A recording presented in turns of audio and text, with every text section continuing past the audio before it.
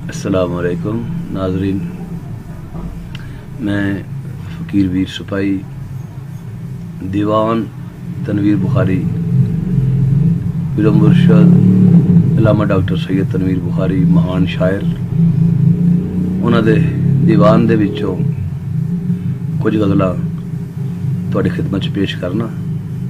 उम्मीद है तुसीं पसंद फरमाओगे।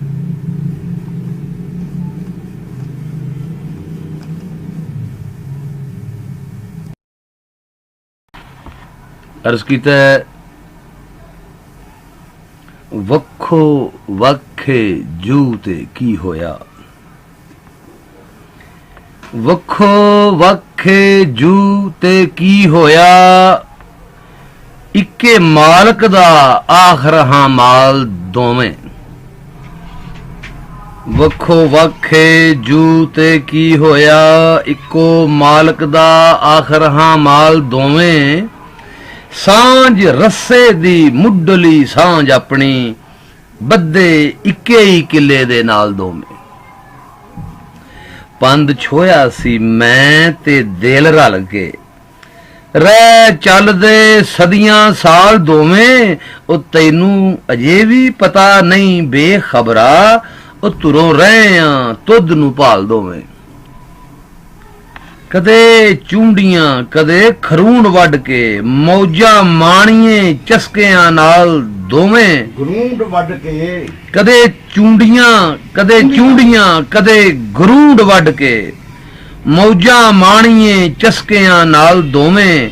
पीड़े मैं ते तू एक दूसरे ते हो गए हां अज हलाल दोवें। पाई रख दे खिच धरू मैनू, जीण कर दे पे मुहाल दोवें। एक दिल ते दूसरी जिंदड़ी जई, ओ लै जा आन के अपने नाल दोवें। शेर आखने मूरतां वाह वाह के, शेर आखने मूरतां वाह वाह के, कदों सिखे सी असां कमाल दोवें। मैं अते तनवीर अताई जे है, पै विरल च ठोक दे फाल दोवें।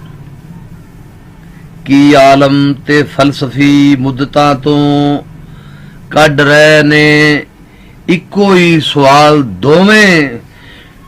इक्को एक जवाब चा इश्क कढिया, उमर एवें ही बैठे ने गाल दोवें। जाम अते किताब नहीं दो चीज़ां, दोवें ना ए इक्को ही चीज़ दे ने। मैं शायर तनवीर ते तू साकी, शमा इक्को ही रहे बाल दोवें।